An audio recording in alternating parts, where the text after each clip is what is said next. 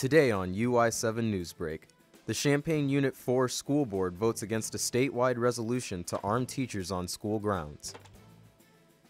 Then, a look into the patriotic events held to honor our local veterans on Veterans Day. Plus, loyal gamers filled the Illini Union basement for a Super Smash Bros. Tournament. Your UI7 Newsbreak starts right now. Hello, I'm Jared Farmer. And I'm Megan Zhu. On Monday night, the Champaign Unit 4 School Board rejected the potential resolution of arming teachers. This is only one of the measures proposed to increase school safety across the state of Illinois. The board voted unanimously 6-0 against statewide resolution that brings forward the possibility of having trained and equipped teachers on school grounds. We all approved. It was 6-0, so we are all against any resolution pushing forward for that to encourage legislation around that. So we're not in support of that at all. So during the public comment session, parents, students, and faculty shared their opinions with the board members who will be representing the district at the annual conference of the Illinois Association of School Boards. This event will be held this weekend in Chicago. The measure of arming teachers could become a reality if the proposal passes at this annual conference. Besides, teachers' contracts are still in negotiation. This topic will be discussed in depth today in another board meeting. If an agreement cannot be reached, teachers could go on strike after the Thanksgiving break. In other news, Sunday marked the 100th anniversary of the end of World War I, and Monday was Veterans Day. UI7's Dan Girardi tells us how Parkland College marked the occasions. It was a patriotic day at Parkland College as a ceremony honored local veterans. Students and members of the public were encouraged to eat their lunch while they listened to the speakers. Keynote speaker and Air Force veteran Ronnie Turner Winston says Veterans Day is an opportunity to start talking about veterans' needs. Veterans Day, to me, is much more than just one day. It is one day to open the conversation that should be going on all year round. The theme of the day at Parkland was honoring our veterans. As the speakers talked about, that means everything from commemorating the 100th anniversary of the end of World War I to assisting veterans in the community today. So we have at least 16,000 veterans in Champaign County, and so it's important that especially younger people who don't know a lot about it are made more aware. Also to support the veterans that we do have, to know that they're not forgotten, we do appreciate them and that kind of thing. Turner Winston calls people to do more than just thank veterans for their service. Put some action behind the thank you. Like I spoke on, there's many service agencies in the area that are in desperate need of funds. If you drive around Champaign County, you see lots of homeless vets panhandling on the streets. They have nowhere to live. The bells of peace tolled to observe the 100th anniversary of the end of World War I. Every veteran in attendance was recognized as well. Turner Winston says she hopes the ceremony was inspiring. There's going to be at least a couple people in the audience that it's going to spark a thought in them that they can contribute. If it's just one, I've served my purpose. And the home of the... In Champaign, Dan Girardi, UI7 Newsbreak. University of Illinois also hosted events commemorating Veterans Day. Joining us now is Ori Banter to explain his experience at the Marshall Gallery. Veterans Day weekend started with a 30-minute ceremony at the main library. I was able to learn about the veterans' thoughts on the holiday and the Illinois ROTC. Colors.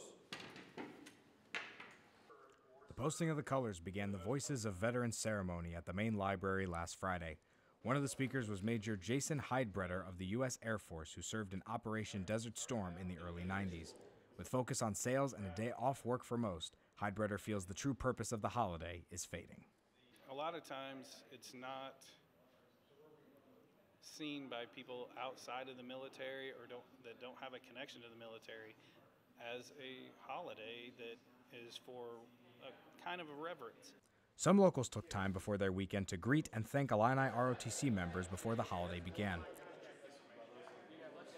The main library at the University of Illinois isn't just commemorating Veterans Day, but the entire month of November with a special exhibit across this hallway with mementos of the deep and rich history of the Illinois ROTC, as well as Gold Star Illini, which is a list of hundreds of people deployed in combat who came to this university, who died in service to their country. Another speaker on Friday was Sergeant Garrett Anderson, an Illinois alumni who is part of the UI Center for Wounded Veterans. Anderson was wounded in Iraq in 2005 from a roadside bomb. To actually be a veteran and understand the day, it's a whole different meaning for us. So I think always having this close bond with other veterans is very important. The message of commercializing Veterans Day did ring at the Marshall Gallery, but Heidbreder still feels the overall attitude towards the Army has improved over time. And after Desert Storm in the 90s, kind of a switch flipped, and then it was suddenly very cool to be in the military again, and and people were thankful. Everyone left to start their weekend saying 5 words: thank you for your service. In Urbana, I'm Ori Benatar, UI7 Newsbreak. On a lighter note, there was plenty of fun going on at the University of Illinois Smashing Illini tournament this weekend. UI7's Emily Steinmetz shows us the competitive scene following Super Smash Bros. And Melee that has existed nearly 20 years after its release. Walking into the basement of the Illini Student Union, one might think they've fallen into a Friday night from 2001. GameCubes, controllers, and not very flat-screen TVs took over tables for the Friday Smash Bros. Melee tournament. I'm 28 years old. I played this game for the first time when I was like 6 or 7. And then I didn't really start playing it competitively until I was about like 17. The students signed up in brackets, just like any other tournament. Players were referred to by unconventional names like Pretzel and Spicy Noodles. But that's only some of the fun contestants find while playing. The way it feels, it allows you to like kind of be expressive in your own kind of way. Some of the players here were only a few years old when Super Smash Bros. Came out. But tournaments at the U of I can range from a Friday night in the basement of the Union to a 200-person tournament upstairs in a ballroom. Many of the players play on GameCubes or Wii consoles that many people are familiar with. Though modern technology doesn't appear to have its place at Smash Bros. Tournaments, the trend of streaming video games brings a modern twist and keeps younger generations engaged. So we're not like the only people to like run tournaments like this. This is like a really like national and really international like kind of scene or community that people do this. So people can tune in on Twitch TV to watch the game live, you know, chat with other people, talk about the game. Despite the connections online streaming brings, to some, there is nothing like kicking it old school. You can play this game online, but it's just not the same. So everyone just kind of comes together and like you get to play face to face with each other, which is something you don't get to see a lot. Tournaments like these can be found frequently on the U of I campus, around the nation, or on Twitch streaming. In Urbana, Emily Steinmetz, UI7 Newsbreak. After this, a look at the Fighting Illini men's basketball game last night against Georgetown. Plus, playing dodgeball to raise awareness for epilepsy.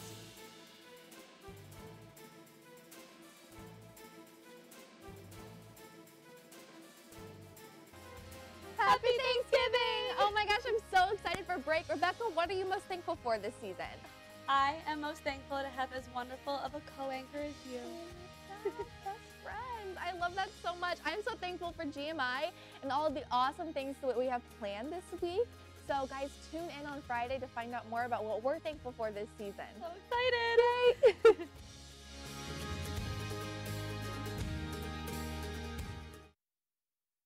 Red shirt, blue shirt, yellow shirt, oops.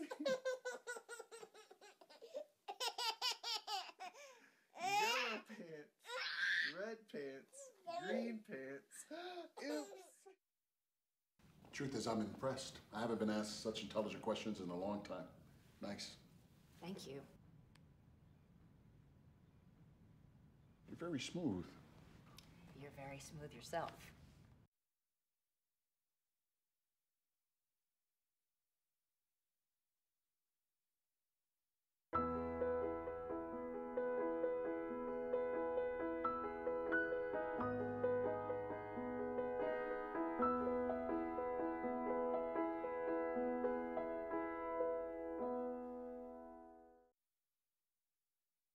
It takes less than 1 minute to find out if you may have prediabetes.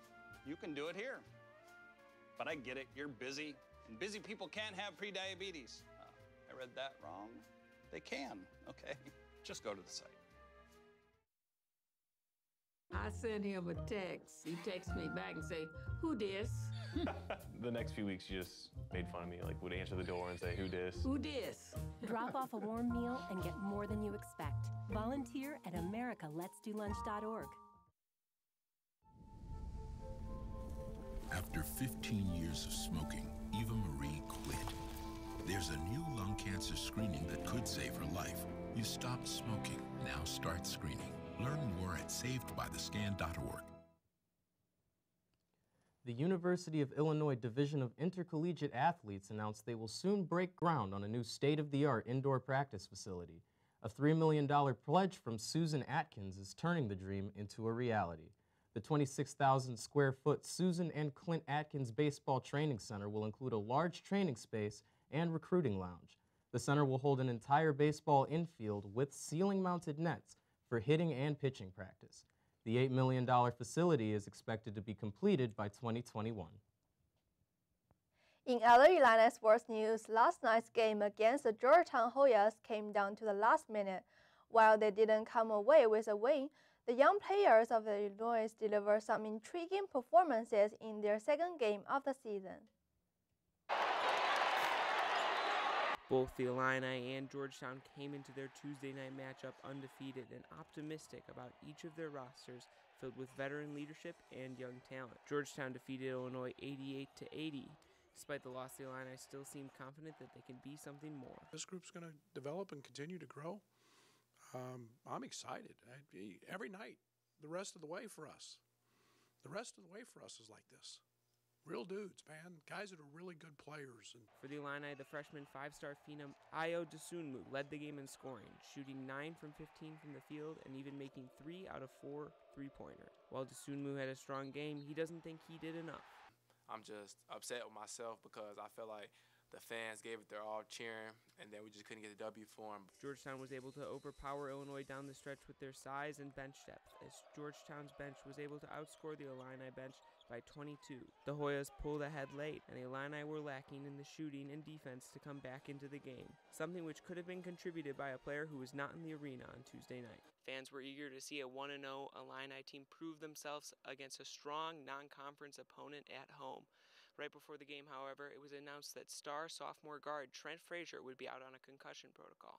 Frazier's health should be very important to a young Illinois team who is heading towards some very difficult games in the Maui Invitational. Trent is an electric guard who has a unique playmaking ability, and he's got a unique talent because when he has to, he can go get one. And we didn't have that. The Illini will face up a Gonzaga team which is currently ranked 3rd in the AP Top 25 polls. From Champaign, I'm Will Most, UI7 Newsbreak. Orange Crush cheers on the basketball team, win or lose. They also hosted a dodgeball tournament to raise money for the Epilepsy Foundation.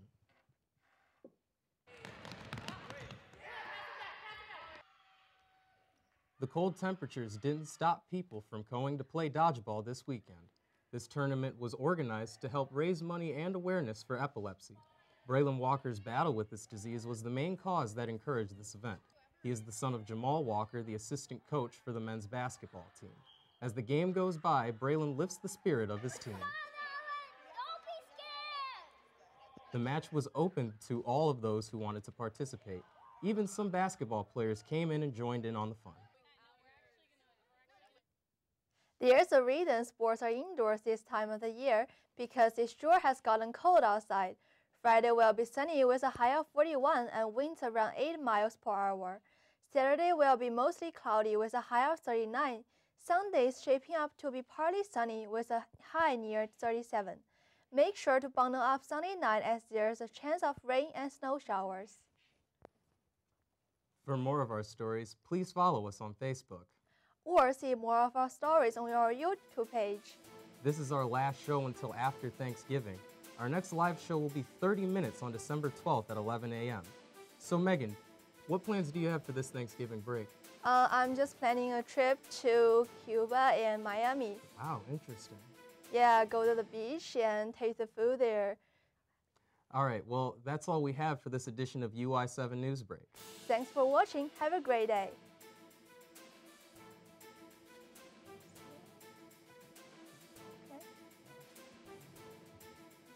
Had a little bit less time than I thought we would. Yeah.